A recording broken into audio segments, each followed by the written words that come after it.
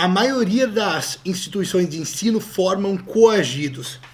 E se você me disseram o seguinte, Thiago, mas tem muita gente bacana, muita gente preparada que sai das instituições de ensino. Bom, eu acredito que muita gente preparada também entre nas instituições de ensino.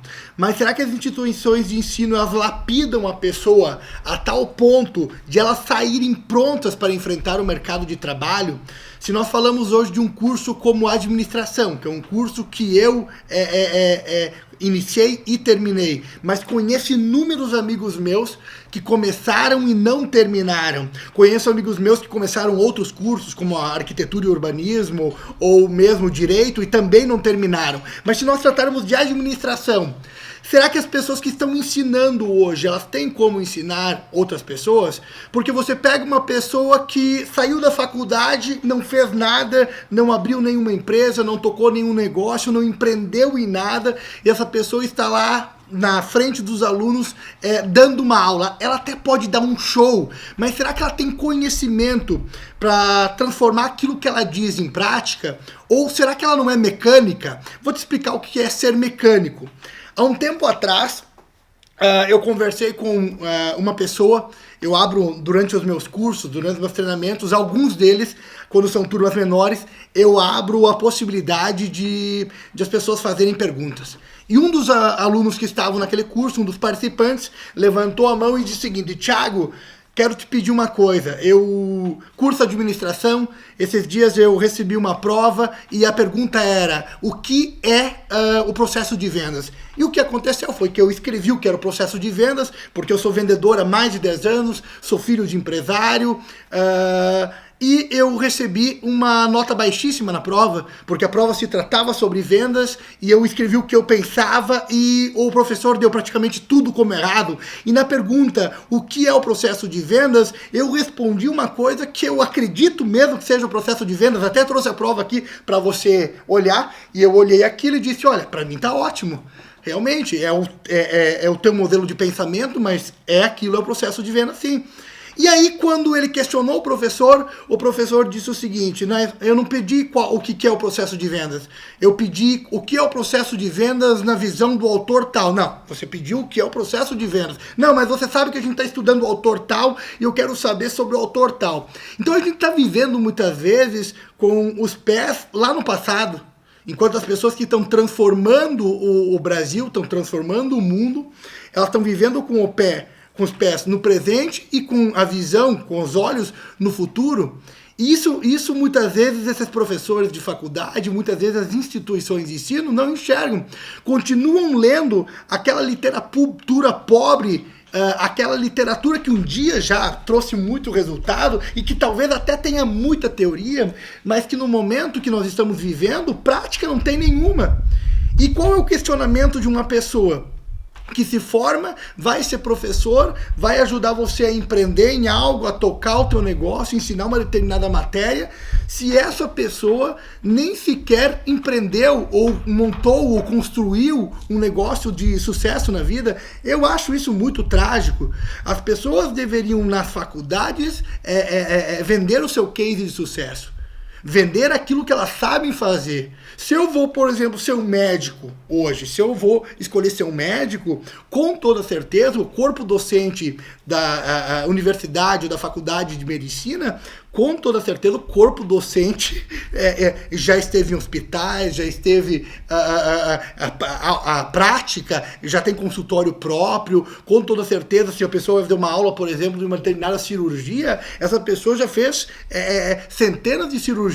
Não é uma pessoa que se formou e caiu na faculdade, né? Não é uma pessoa que se formou e caiu na universidade. E esse eu acho um debate que tem que ser levado a sério, porque você não pode construir uma instituição de ensino com base em picaretagem, que é o que hoje a maioria das instituições de ensino são. Existem exceções, é claro que existem, como na política existe também, mas são mínimas.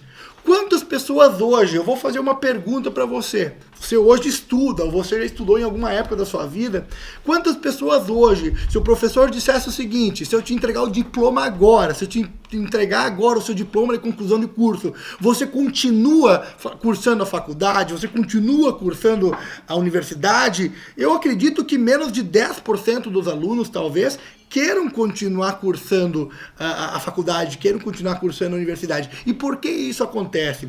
Porque os desafios oferecidos por essa instituição de ensino não são o bastante para manter o aluno ali, para fixar o aluno ali. E todo aluno que pensa um pouquinho fora da caixa não é bem visto pelo professor. Então, ao invés do professor olhar para aquele aluno e dizer o seguinte, cara, esse cara pensa fora da caixa. Esse cara pode ser um sucesso, como o cara que descobriu o Neymar, o cara que descobriu o Cristiano Ronaldo, o cara que descobriu o Slash, o cara que descobriu sei lá que banda, o cara que descobriu sei lá que artista, que hoje vive disso porque fez uma grande descoberta, lapidou aquela pessoa, acreditou naquela pessoa, porque os professores hoje, os mestres do ensino não olham para essa pessoa e não enxergam essas pessoas que pensam fora da caixa, literalmente como pessoas que podem transformar o Brasil num país melhor, o mundo num mundo melhor. E para mim isso faz toda a diferença. Então, aquele que é visto como diferente, porque ele pensa fora da caixa, porque ele é um gênio, porque ele expõe as ideias, porque ele participa, o professor pune ele, deixa ele de lado, utiliza ele como um exemplo negativo ou simplesmente esnoba a pessoa. Vocês acham que isso é correto? Eu acho que não. Eu sofri com isso boa parte da minha vida, porque eu migrei de uma faculdade para outra, de uma universidade para outra, porque eu me mudava muito de cidade. E eu me lembro que às vezes eu colocava alguma ideia para o professor, e até mesmo colegas hoje meus que frequentam a minha casa, sempre contam isso para minha esposa, eu colocava ideias, o professor esnobava, do tipo, tu quer dar aula? Tu quer vir aqui na frente da aula? Tu acha que eu não sei dar aula? Não é isso, cara. O que eu tô querendo falar é que 2 cabeças, 3 cabeças, 4 cabeças pensam melhor que uma. E por que a gente tem 2 ouvidos e uma boca? Às vezes aquele mestre que está lá na frente, que está falando que nem uma arara, falando que nem um papagaio, gritando que nem sei lá o quê, essa pessoa tem que escutar mais do que falar. E quando você escuta, você aprende. Uma coisa que eu aprendi estando em contato com pessoas bem-sucedidas, é que elas têm uma capacidade muito grande de escutar. Eu conheço pessoas que, enquanto conversam com você, elas ficam tomando nota de tudo, e depois elas questionam, depois elas limpam a conversa, elas tentam entender. Eu acho isso incrível. Eu acho incrível. Uma vez eu estava no avião e eu queria conversar com o Teddy Corrêa do Nenhum de Nós, e eu achei, esse cara nunca vai me receber. Hoje ele é amigo meu, hoje eu tenho o telefone dele, tenho o WhatsApp dele, ele quando vem pra minha cidade, ele me liga, a gente vai junto no shopping tomar café, ele vem na minha casa, mas naquela época eu fiquei no meu canto e tal, e não saí. 5 ou 6 anos depois, eu encontrei ele no aeroporto, 5, 6 anos depois encontrei ele no aeroporto, eu fui até ele e ele, Thiago, tudo bem e tal, me chamou pelo nome, no mesmo dia que eu conversei com ele, ele me deu o número telefônico dele. Olha a humildade do cara, olha a humildade da pessoa, me escutou, várias vezes que eu precisei dele, ele me ativou, e várias vezes que ele precisou de mim, ele me ativou também. Isso é muito importante. Será que hoje essas pessoas que estão ensinando os nossos adolescentes, os nossos jovens, será que elas também não precisam aprender ou reaprender? E muitas vezes para reaprender eu preciso esquecer aquilo que eu já sei, porque às vezes a melhor forma de você colocar conhecimento dentro da sua cachopa é você eliminar aquilo que você tem que está sugando a tua energia, está drenando a tua inteligência. Isso acontece muito. Às vezes para aprender a gente precisa aprender a aprender. Ou seja, nós temos que desaprender aquilo que não tem interesse nenhum. Eu vejo que hoje tem pessoas saindo de universidade, de faculdade, e não importa se é uma faculdade de fim de mundo ou se é Harvard. Não importa. Quantos gênios saem em Harvard hoje? Quantos gênios hoje Harvard forma anualmente? A cada 20 anos, um. Então, Harvard não faz milagre. A Harvard não pega uma pessoa que não tem comprometimento, que não se esforça, que não se dedica, que não tem foco e transforma numa pessoa de sucesso. Harvard não faz isso, porque Harvard não trabalha com milagres. Harvard trabalha com conhecimento, Harvard trabalha com estratégias, com conhecimentos, com técnicas, com práticas, e se a pessoa não estiver disposta a aprender, a coisa não vai acontecer. Existem faculdades, talvez de fim de mundo, faculdades muito menores, que formam pessoas tão ou mais comprometidas ou com tão mais sucesso que Harvard, porque não é o tamanho da faculdade ou quanto ela é conhecida, mas é a mensagem que seus mestres passam para os seus alunos. Se hoje nós quisermos fazer uma revolução no modo como as pessoas estão saindo da faculdade, deixando a faculdade, nós temos que rever como nós ensinamos. Aquele modelo arcaico, onde é que o professor chega e fica escrevendo no quadro, agora tem o data show, às vezes tem um trabalho fora, alguma coisa assim, aquele modelo arcaico de dar aula já não funciona mais. Aquele modelo ultrapassado já não ensina mais. As pessoas querem aprender unindo tecnologia, as pessoas querem aprender unindo estudo fora da aula, da sala de aula, as pessoas querem aprender com cases de sucesso, com pessoas que já tiveram pouco e hoje têm muito. As pessoas querem isso. E a faculdade, a universidade, a instituição de ensino, os professores que não se reinventam acabam pagando um preço muito caro. Sabe o que eu assisti centenas de vezes nos últimos anos? Um professor convidado ir lá dar uma aula e quando terminar a aula os alunos aplaudirem de pé. E aplaudirem 3 minutos direto. E quando aquela pessoa sai, o professor diz assim: vocês aplaudiram ele? E todo dia eu tô aqui, por que vocês não me aplaudem? Será que show que você, professor? Será que show que você, mestre, está fazendo para os seus alunos? Porque talvez você tenha entrado no piloto automático e já nem perceba mais que você não ensina. Você virou um copia e cola, um copia e cola, um copia e cola. Aquilo que você lê, você reproduz. Você está empurrando com a barriga, deixando para depois a mudança que você tem que fazer agora. A pergunta que os professores fazem é: por que os meus alunos não aprendem? A pergunta que estão fazendo está totalmente errada. É porque eu não consigo ensinar. A pergunta é errada. Se eu sou um chefe de uma empresa, eu não tenho que pedir por que os meus funcionários são uns otários. Eu tenho que perguntar por que eu somente consigo atrair otário na minha empresa. Você percebe que é com você, é muito fácil terceirizar o problema. A revolução nas instituições de ensino começa com a revolução do próprio professor. Aquele professor que está rebelde com o sistema e diz o seguinte: eu vou ensinar do meu jeito. Eu conheço muitos professores de cursinho que fariam muito sucesso em faculdade porque eles se reinventam, eles inovam.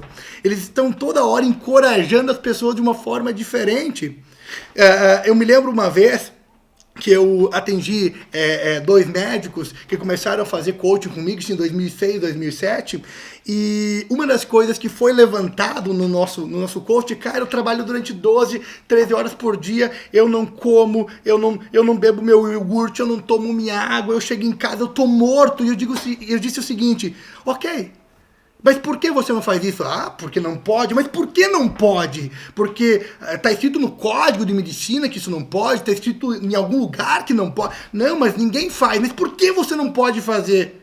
Pois é, eu nunca me questionei isso. E aí o cara vai lá e colocaram um frigobar no próprio consultório, e depois do frigobar colocaram o iogurte que queria tomar, o refrigerante que queria tomar, a água que queria tomar, o suco que queria tomar, colocavam pequenas refeições, comida natural e tudo mais que gostavam, tudo dentro daquele frigobar. E estavam conversando com o cliente antes de fazer a consulta, literalmente de toque, né? A consulta pessoal. Enquanto conversavam, estavam comendo, estavam tomando e tudo mais. E um determinado dia ele disse assim, todo mundo olhava, mas ninguém perguntava.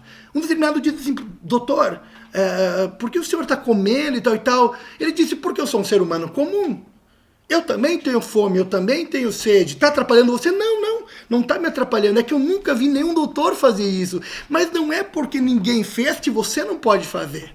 Sabe? Isso é algo que não afeta a outra parte. Recentemente eu fiz uma consulta e o doutor estava comendo uma maçã e eu não achei nada ruim nisso, eu achei maravilhoso, até ia pedir uma para mim, mas fiquei com vergonha. Então, basicamente é isso, é reinventar. E os alunos têm um papel muito fundamental nisso, que é questionar o professor, questionar a instituição de ensino, entrar literalmente em conflito de forma positiva, não de forma negativa, através de reuniões, através de repente, de uma ata, através de alguma coisa sólida que possa comprovar para aquele professor, para aquela instituição de ensino, que a forma de repassar o conteúdo não está certa, que a forma de ensinar os alunos não está certa. Sabe o que é? Às vezes eu tenho um treinamento no sábado, no domingo, e eu converso e pergunto para as pessoas o seguinte: quem amanhã tem faculdade? Aí, ou quem amanhã tem universidade? Quem amanhã tem aula? Aí um monte de gente levanta a mão e tal. Quem vai? Daí tu ouve só assim. Ou seja, cara, que droga, amanhã eu tenho que ir pra lá de novo, que porcaria. É esse o ânimo que vocês querem traduzir? É esse o ânimo que vocês querem passar para os seus alunos? Eu acho que não. E se a sua resposta for sim, você não serve para ser professor. Porque existe aquele professor que não tinha porra nenhuma para fazer, merda nenhuma para fazer, e disse se foda, e vai lá e é professor. Ou seja, ele saiu da faculdade, não servia para nada, vou estudar e vou ser professor. E existe esse cara. Não tô nem aí com o que os outros pensam, tá? E existe o cara que não, que ele se formou, ele se especializou, ele correu atrás e se tornou professor, porque é uma ciência. Tem como estudar sobre isso. Só que se reinventar, isso é uma coisa que parte de você. Entendeu? É aquela história. O colaborador diz assim: o meu patrão não aplica dinheiro em mim, por isso eu não vou estudar. E depois ele leva um pé na bunda. A questão é, se você percebe que está precisando de algo, porque você não aplica dinheiro em você? Porque você não investe em você? Quando você começar a investir em você constantemente, mais pessoas passarão a investir em você. É assim que funciona. É como elogio. Entendeu? Você começa a dar elogio e com o tempo você vai começar a receber também. Você é aluno hoje, a mudança começa por você. Não aceite gato por lebre. Cobre os seus direitos e se você vai numa faculdade com um fim de aprender alguma coisa, todos os dias você tem que sair de lá mais grande. Todos os dias você tem que sair de lá com um ponto de interrogação na cabeça. Se isso não acontecer, é porque tem algo errado e você tem que exigir os seus direitos. Fique com Deus, viva com paixão.